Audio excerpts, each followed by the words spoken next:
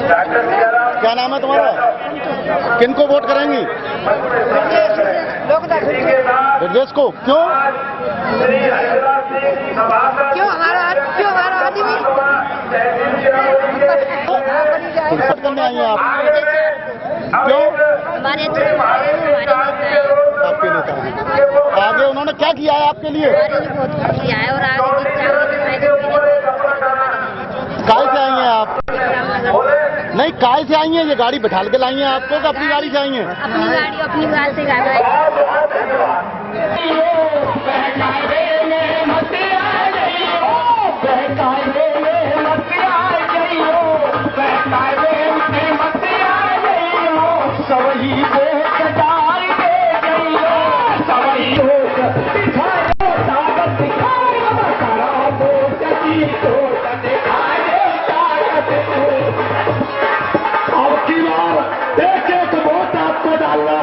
मतदान बढ़ाना है और लोकतंत्र में आपका वोट ही राजा बनाने वाला है बंधुओं। राजा रानी तो गए जमालो, राजा रानी तो गए जमालो, राजा रानी तो गए जमालो, राजा रानी तो गए जमालो, वोट की चोट दिखाओ ताकत को, वोट की चोट दिखाओ ताकत को। ओ लाल से कोई रतिया गइयो, लाल से कोई रतिया गइयो, तुमको काम करो दिखाओ ताकत को,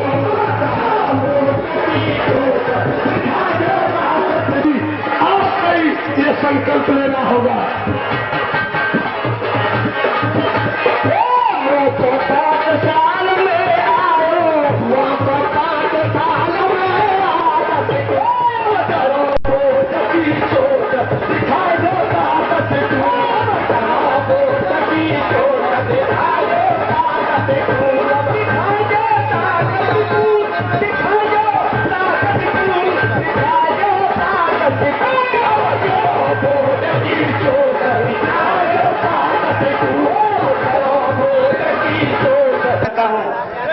ब्रजेश चाहर नाम है, मुड़ियापुरा से।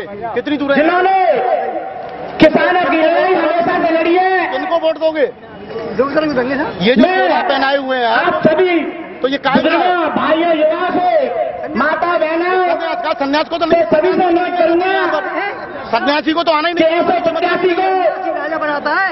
एक बार राजा लखनऊ विधानसभा पहुंचने का मौका अवसर दें। पहनना चाहिए ये चोला सबको पहनना चाहिए। साथियों, नहीं पहनना चाहिए इस चोले। हमें अगर फतेहपुर की विधानसभा में विकास कराना है, रोजगार सभी युवाओं को दिलाना है, वैसे ये पहने कपड़े आपने, और सभी को सुख शांति से रहना है, तो फतेहपुर की विधानसभा में ब्रजेश चाहर जी को लाना होगा।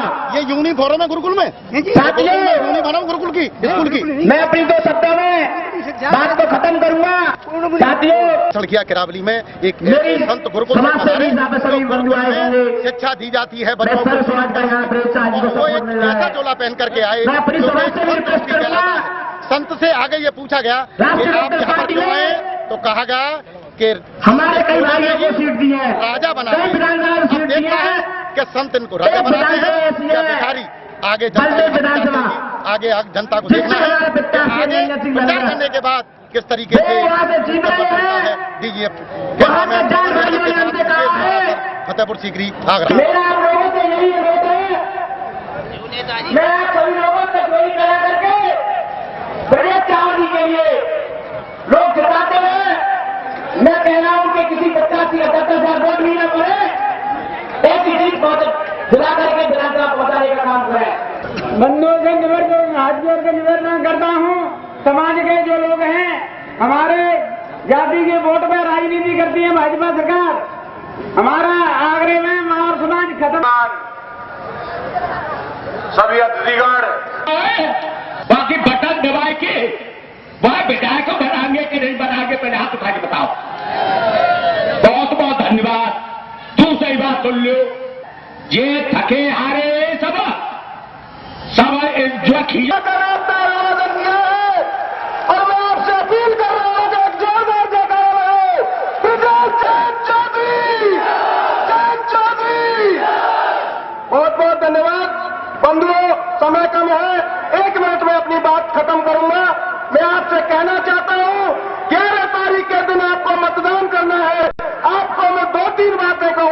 उन बातों को आप नौजवान साथियों, वक्ताओं ने बात तो बहुत कुछ कह दिया है, पर मैं भी कहने आया हूं, बंधुओं नाक तो हम लोगों की कट चुकी है, 1 घंटा तक बात नहीं, पर जर्मे से मत कटवाओ। अभी वकील साहब ने कहा था कि गृह मंत्री महोदय आए तो माला तक नहीं पहनाया, अजीत सिंह का घर छीन लिया। 23 दिसंबर को भाजपा के किसी नेता ने कि ये किसान विरोधी सरकार काला बनाया है।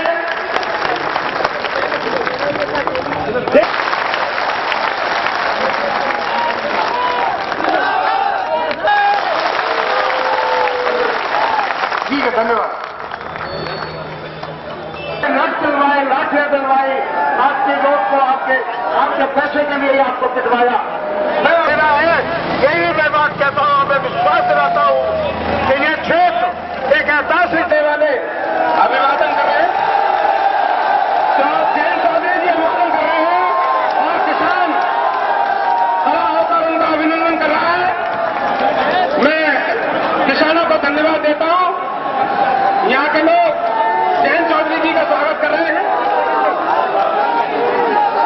मैं माननीय जयंत चौधरी जी से अनुरोध कर रहा हूं कि मंच पर रखी हुई तस्वीर का दीप प्रज्वलित करें और फिर वो मंच पर आए। मैं माननीय जयंत चौधरी जी से अनुरोध कर रहा हूं कि वो दीप जला करके चौधरी चरण सिंह जी के सामने, ये है चुनाव चिन्ह हैंडपंप, और लोचन चौधरी जी ने ये भेंट किया है हैंडपंप। ये 21 किलो फूलों की माला से उनका स्वागत किया जा रहा है। जरा फोटो खिंचाने के चक्कर में ना रहे, जरा पीछे हो जाए। जयंत चौधरी जिंदाबाद, जयंत चौधरी जिंदाबाद। अब 1 मिनट आप भी प्रज्वलित करते हैं सर, और फिर आपको उसके पहले चरखावल मुजफ्फरनगर, कल में गया था मोदी नगर, गढ़, सादाबाद, इगलास, छाता, मथुरा शहर, रोज जा रहा हूं। और इतना ही कहना चाहूंगा, बाकी सब पार्टियों के छक्के छुड़ा दिए आपने इस बार।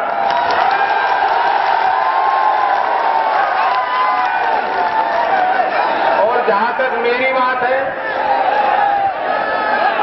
और हमारे कार्यकर्ताओं की बात है, हमें बहुत मजा आ रहा है इस बार। आ रहा है कि नहीं आ रहा?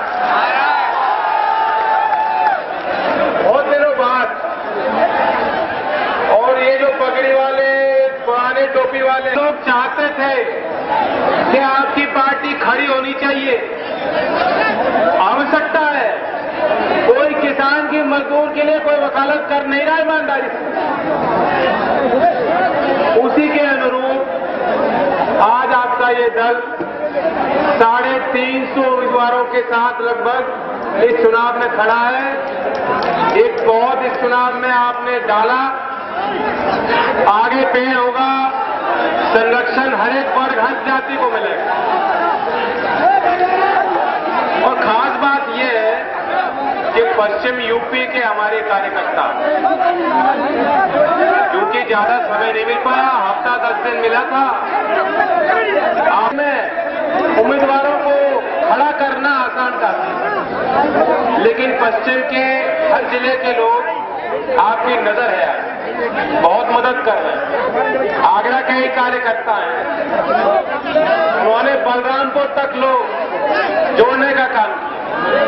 बिजनौर के कार्यकर्ता ने रायबरेली के बसरावा के जो उम्मीदवार आपके पार्टी से लड़ रहे हैं, उनको जोड़ने का काम किया। तो इससे कोई अच्छे संकेत हो नहीं सकते। जिस तरह से मेरे बाबा का साथ आपने दिया, बुजुर्गों ने दिया, उसी तरीके से आज हमारे युवा कार्यकर्ता निकल पड़े।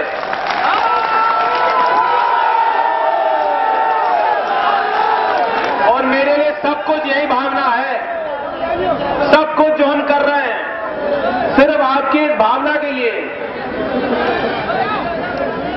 इस चुनाव में सुनहरा अवसर हमें ये भी मिल रहा है कि जो लोग हम पे धब्बा लगाते थे, कहते थे कि लोकदल एक जाति की पार्टी, ब्राह्मण, ठाकुर, जाटव, दलित, हर वर्ग से, हर जाति से, हर धर्म से आपके प्रत्याशी हैं। जनता का आशीर्वाद मिलेगा, विधायक बनेंगे, आपकी संख्या बढ़ेगी।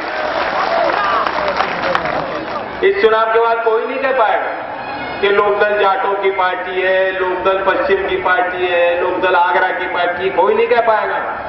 और ये आपका अपमान करते थे लोग। चौधरी चरण सिंह जी ने कभी एक जात की वकालत की क्या? कोई कारण नहीं है कि यहां आगरा से उठकर के हम निकले, रायबरेली जाएं, झांसी, हमीरपुर, ललितपुर जाएं, बांदा, गाजीपुर, गोरखपुर जाएं और सिर्फ चौधरी चरण सिंह जी के विचारधारा की बात करें, किसान मजदूर की बात करें, सौहार्दपूर्ण वातावरण, हिंदू मुस्लिम एकता का नारा दे। कोई कारण नहीं है कि आपकी पार्टी मजबूत नहीं हो जाएगी। अब मैं किसी की खिंचाई तो चलो खिंचाई भी करूंगा बाद में, पहले अपनी बात हो जाए। हमने घोषणा पत्र जारी किया, आपको जानकारी होगी। स्वावलंबी नौजवान, ये इसको पढ़ लीजिएगा। नौजवान पार्टी के वेबसाइट पे जा सकते हैं, डाउनलोड कर सकते हैं, एक चीज पढ़ सकते हैं। और जिस तरह से चौधरी चरण सिंह जी ने ग्रामीण विकास मंत्रालय की स्थापना के लिए उनके जो पीछे कदम के जो सोच थी, वे चाहते थे कि देश का ध्यान इस ओर जाना चाहिए, ग्रामीण विकास के लिए अलग बजट होना चाहिए और आपकी इस पर नजर होनी चाहिए। उसी तर्ज पर हमने इस घोषणा पत्र और कृषि बजट को अलग से हम पेश करेंगे ताकि किसानी से संबंध रखने वाले तमाम लोगों की नजर रहे, जानकारी हो कि कौन सी योजना है। इसमें हमने ये भी बात कही है, बहुत बारीकी में हमने नजर रखी। प्रधानमंत्री फसल बीमा योजना चल रही है। ये जो क्षेत्र है ये पूरी तरह प्रभावित हुआ था, ओले पड़े थे बेमौसम बरसात से, उसके पिछले साल सूखा, जितनी पैदावार होनी चाहिए थी किसान नहीं कर पाए। और मैं आया था, भ्रमण हमने किया, लोगों ने गांव-गांव जाके प्रयास किया, बहुत शिकायतें आई थी। कहीं तो पटवारी आया नहीं, कहीं पटवारी आया, उसने मांगा, किसी को चेक मिला, किसी को नहीं मिला। बता दो यही बात थी कि नहीं बात? फिर प्रधानमंत्री जी ने उस समय, राजनाथ जी ने बयान दिया था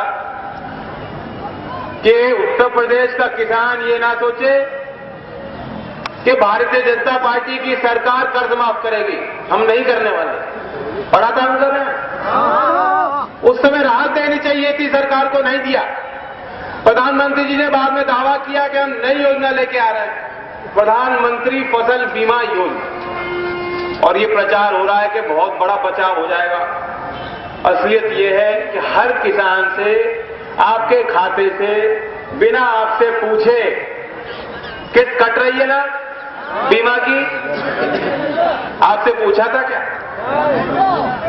ये भी सच्चाई है कि आज पैसा ले तो रहे हैं और निजी कंपनियों को दे रहे हैं कि इंश्योरेंस करो, लेकिन कल को ये पैसा किसान के हाथ में आने वाला नहीं है। बहुत कड़वे अनुभव है हमारे, और इसलिए सब लोग कर्मचारी से लेके ऊपर लखनऊ में बैठने वाले अधिकारी सब ठीक हो जाते थे। आदमी वही था, लेकिन उनको पता लगता था कि हमारे ऊपर ईमानदार बैठा है, उस कारण से अपने आप चीजें जो है ठीक हो जाती है। तो प्रशासनिक सुधार पे हमने बहुत बल दिया है। यहां कोई वकील है? पीछे तो आ रही है, आगे कोई वकील नहीं बैठा है। किसी पे केस लगे होंगे, केस वाले तो होंगे, मुकदमे चल रहे हो जिन पे, शर्माओ मत, हाथ खड़ा करके बता दो। बहुत है, इलाहाबाद तक जाना पड़ता है।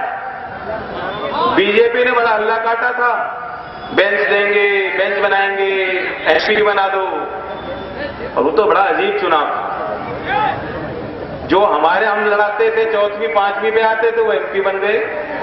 कैसी हवा चली, समझ में नहीं आया कुछ। खैर अब तो समझ में आ रहा है आपको। मैं बता देना चाहता हूं बीजेपी ने मैनिफेस्टो में नहीं लिखा, हमने प्रमुखता से लिखा है। प्रशासनिक सुधार में बहुत बड़ा इसका योगदान रहेगा। इलाहाबाद हाईकोर्ट की बेंच पश्चिम यूपी में, बुंदेलखंड में, पूर्वांचल में हम स्थापित करेंगे, ये हमारा वादा है। तो जितने वकील हैं जिन पे केस है, अब कोई बहाना नहीं बचा। एक एक की वोट सिर्फ नल पे जानी चाहिए, कोई बहाना नहीं है। हम ही बात कर रहे हैं आपकी। प्रधान भी बहुत होंगे, प्रधान है, प्रधान है कोई प्रधान? प्रधानों की भी दुर्गति होती है, बड़ी मुश्किलें हैं। बिना खर्चा कोई बन नहीं रहा आजकल, निर्विरोध प्रधान कोई बन नहीं रहा। अगर एक होता है तो दूसरे को जनता ही खड़ा कर देती है। मौज लेनी मौज, उकसा देते तू खड़ा हो जा, तेरे साथ में। और जो चुनाव हो जाता है तो हिसाब मांगने लग जाते हैं कि बताओ। अब जिस प्रधान ने खर्चा भी ने कहा है, सुप्रीम कोर्ट के उस फैसले के अनुरूप पुलिस रिफॉर्म को लागू करेंगे और उसमें पुलिस कर्मियों के मनोबल को बढ़ाने के लिए जो बॉर्डर स्कीम समाप्त करने की मांग पुलिसकर्मी कह रहे हैं, उसको भी हमने शामिल किया है। 8 घंटे ड्यूटी प्लस ओवर टाइम, कोई बहाना नहीं रहेगा फिर पुलिस वाले के पास ये करने का, कोई बहाना नहीं रहेगा। और चौधरी साहब की तो चर्चा थी, जेब बंद कर दी थी उन्होंने, शायद यूनिफॉर्म में जेब नहीं थी। राजनीतिक हस्तक्षेप बिल्कुल नहीं पसंद मैं करता, नहीं होने देंगे। एक स्पष्ट संदेश जाएगा भ्रष्टाचारियों को कि आपके लिए उत्तर प्रदेश में जगह नहीं है। लेकिन कानून का भी सम्मान होना चाहिए, इनका भी हमें आदर करना चाहिए। ये भी हमारे जवान, हमारे बीच के लोग, इनकी भी कुछ मांगे होती। यहां एक्स आर्मी के परिवार के बहुत लोग होंगे, घर घर में हमारे जवान, हमारे भाई है जो अभी भी हैं तैनात, कोई सेना में, कोई बीएसएफ में, कोई पुलिस में, है कि नहीं? केंद्र सरकार को, गृह मंत्रालय को, और जमीन खाली पड़ी है, पहले उन जमीनों को उपयोग में लाना चाहिए। बताइए बात उचित है कि नहीं है? और बच के रहना। बीजेपी ने तो प्राथमिकता यही बना दी थी, 6 महीने बर्बाद कर दिए देश के। प्रधानमंत्री कहते थे विकास करना है, जमीन चाहिए। बार बार उन्होंने प्रयास किया, मीटिंग में जाते थे, किसान से पूछते थे नहर चाहते हो, बिजली घर चाहते हो, कारखाने चाहते हो, तो भूमि अधिग्रहण कानून बदलना पड़ेगा। लेकिन हम लोगों ने विरोध किया, क्योंकि बिना आपसे अगर पूछे, बिना आपके सहमति और अनुमति के अगर जमीन कोई लेता है जबरन, क्या ये आपको अच्छा लग सकता है? बर्दाश्त करोगे? अंग्रेजों के द्वारा बनाया गया कानून, हमने इतना संघर्ष करके उसको बदला। अगर बीजेपी की सरकार यूपी में आ जाएगी, लिख लो, वो पीछे के दरवाजे से उस कानून को लागू कर देंगे ताकि बिना फिर दोबारा आपके जबरन जो है जमीनें अक्वायर हो पाए। इस पे भी आपको नजर रखनी पड़ेगी। बीजेपी का तो बहुत झूठा प्रचार चल रहा था, बहुत झूठा प्रचार। अब एकता है कि नहीं? ये सिर्फ मान सम्मान की लड़ाई नहीं, किसान के अस्तित्व पहचान की लड़ाई है। पगड़ी उछल जाएगी, चूक जाओगे। चौधराहट का सवाल है। चौधराहट का मायने एक जाति से नहीं होता, सरदारत से होता है कि हमारे सरदार, हमारे नेता मजबूत रहे। बजेश जी नौजवान हैं, अगर आपकी अनुमति हो हाथ खड़ा करके बता दो, क्या इनको आशीर्वाद मिल रहा है इस बार? तो देखी जाएगी। आपने वकीलों के प्रति भी बोला था यहाँ पर ब्रांच, हाईकोर्ट की ब्रांच दी जाएगी आगरा में, संघर्ष कर रहे हैं। मैंने पश्चिम की बात कही कि पश्चिमी बनेगी। लगभग आपकी सरकार आने पर कब घोषणा हो सकती थी? देखिए, अच्छी स्थिति है, जैसे मैंने कहा, एक अच्छी शुरुआत। रातों रात जो है पार्टी दोबारा खड़ी नहीं होती, लेकिन अच्छे लोग जुड़ रहे हैं और मुझे जो रुझान दिख रहा है कि लोग जो है दोबारा अपने इस मंच को मजबूत हैं। सर, आपकी फाइट किससे? सपा से? मेरी फाइट किसी से नहीं, मेरा झगड़ा किसी से नहीं। जो सांप्रदायिकता की बात करते हैं, जो देश को बंटवारे करने की बात करते हैं, उनके खिलाफ मैं खड़ा हूँ और मैं अपनों के लिए लड़ रहा हूँ। धन्यवाद।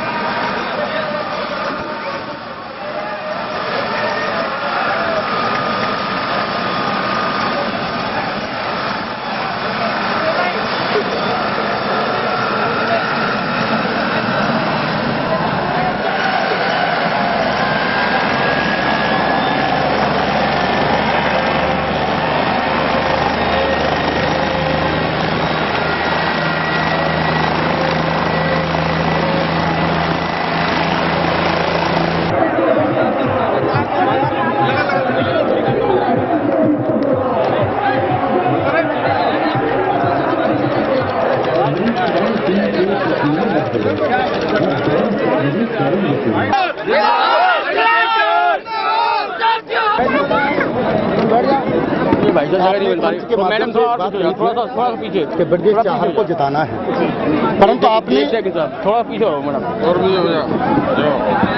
आपने मंच के माध्यम से एक बात स्वागत करती हूँ और बाकी में मैं करती हूँ। मैं हर गांव में जाकर के अपनी बहनों का स्वागत करती हूँ और उनका हौसला बढ़ाती हूँ और उन्हें अधिकार खिलाती हूँ। आपके मंच के माध्यम से नेताओं ने कहा 100 सीट आएंगी, एक ने कहा 75 आएंगी, एक ने कहा 50 आएंगी। ऐसी आप में संगठनता नहीं थी कि कितनी आएंगी, अनुमान नहीं है आपको? लोक दल की आंधी है इस समय, लोक दल की आंधी है। 2017 में जो 70 से 80 तक हमारी सीटें निकल के आ रही हैं और इसमें हिस्सेदारी होगी हमारी सत्ता में। इस समय हमारी पार्टी के बगैर, हमारे नेता के बगैर कहीं भी किसी भी समय कहीं कोई सरकार बनने वाली नहीं है। अध्यक्ष एक ऐसी महिला ने मंच के माध्यम से आपके मंच के माध्यम से एक बात कही गई। एक नेताजी बता रहे थे कि 100 सीटें हमको मिलेंगी। मैंने कहा मेरी बात तो सुनो, प्रश्न सुनो आप क्या ना। एक नेताजी ने कहा 100 सीटें मिलेंगी, एक ने कहा 70 मिलेंगी, एक ने कहा 50 मिलेंगी। ऐसा विरोधाभास आप में कैसे रहा? देखिए अनुमान, ऐसा अनुमान आपको खुद नहीं है कि हमारी सीटें कितनी? देखिए हमारे जो माननीय नेताजी हैं उन्होंने कहा था 70 सीटें मिलेंगी। ये चुनावी सर्वेक्षण जो आ रहा है उसके हिसाब से उन्होंने बोला था 70 सीटें मिलेंगी, लेकिन हम आपसे कह रहे हैं, हम लोग क्षेत्र में घूम रहे हैं, हमको पता है कि 100 सीटों से ऊपर राष्ट्रीय लोकदल में जा रहा है। राष्ट्रीय लोकदल की पूरे उत्तर प्रदेश में हवा नहीं चल रही है, आंधी चल रही है, एक सुनामी चल रही है राष्ट्रीय लोकदल की। राष्ट्रीय लोकदल भारी मतों से आगे बढ़ने का काम कर रहा है। जनता के नेता बजट निकालते हैं, सारी मंच के माध्यम से सारी बातों को कहते भी हैं, परंतु कहने के बाद वो जमीन पर काम को क्यों नहीं लाते हैं? ये तो काम नरेंद्र मोदी से पूछे। इतने झूठे लोग हैं। ये राष्ट्रीय लोकदल है, किसानों की पार्टी है, चौधरी चरण सिंह के अनुयायी हैं, ये कभी झूठ नहीं बोलते और जो कहते हैं वही करते हैं। कि किस तरीके से आगे विकास होगा और जो अपनी जबान से नेता कहते हैं वो जमीन पर क्यों नहीं लाते? लोकदल के एक महान नेता से हम पूछते हैं जलाल जी से कि जैसे अपनी मंच के माध्यम से नेता कहते हैं परंतु उनकी बातें एक जमीन पर क्यों नहीं आती हैं? मैं ये आपको बताना चाहता हूँ कि हमारे जो नेता थे स्वर्गीय चौधरी चरण सिंह, वो प्रधानमंत्री भारत, तो वो उनकी कथनी और करनी में कोई अंतर नहीं था। और उन्हीं के ये सपुत्र है चौधरी अजीत सिंह और उन्हीं के हैं नाती पोते जयंत चौधरी, जो कहते हैं वो करते हैं। 100% कोई भी झूठी बात नहीं होती और नेताओं की तरह से हमारी पार्टी के नेता नहीं है। वो जो कहेंगे, जो वायदा करेंगे जनता से वही पूरा करेंगे। मैं एक बात कहना चाहता हूँ आपसे, आज आपने ये जन सैलाब देखा होगा। ये जन सैलाब से आप समझ चुके होंगे कि ये जो लोग एक तो परदेशी है, तो परदेशी के लिए मैं एक गाने का बोल बताना चाहता हूँ कि परदेशी से अखियाँ न मिला रही। ये जनता जो है परदेशी से अखियाँ नहीं मिला रही है। एक प्रत्याशी जो है आपका बसपा का है, वो तो एक रावण का एक पात्र है जो 6 महीने सोता था कभी। ये तो 5 साल मैंने जो प्रश्न पूछा था उसका तो मैंने बता दिया। उसका उत्तर दे दीजिए कि नेता मंच के माध्यम से कहते हैं और वो कहने के बाद में फिर जमीन पर नहीं लाते। कोई भी ऐसा कहा हुआ शब्द हमारे नेताओं के द्वारा असत्य साबित नहीं हुआ। वो किसानों, मजदूर, गरीबों के लिए जो कह चुके हैं वो करेंगे। मैनिफेस्टो में हमारे में जो है वो पूरा करेंगे। मंच के माध्यम से आपके नेताजी ने कहा कि 100 सीटें आएंगी, एक नेताजी ने कहा 70 आएंगी, एक नेताजी ने कहा 50 आएंगी। कैसे ये जवान अलग अलग आप नेताओं की रही? ये तो जो है जनता के ऊपर है। मैं ये कहना चाहता हूँ कि उसके निश्चित रूप से हमारी पार्टी की वो उपस्थिति होगी जो एक आश्चर्यजनक होगी। 50, 100, 80 के बीच वाली बात है जो निश्चित रूप से हम 9 सीट से बहुत आगे जा रहे हैं और ये हमारी पार्टी की उपस्थिति सारे दलों को माननी पड़ेगी और हमारी पार्टी के बगैर कोई सरकार नहीं बनेगी। हमारी जो आगे की सरकार होगी हमारे जयंत चौधरी के पास होगी, उसने सबका भला करेंगे। वही पार्टी एक ऐसी है जो मजदूर और गरीब किसान को देखती है।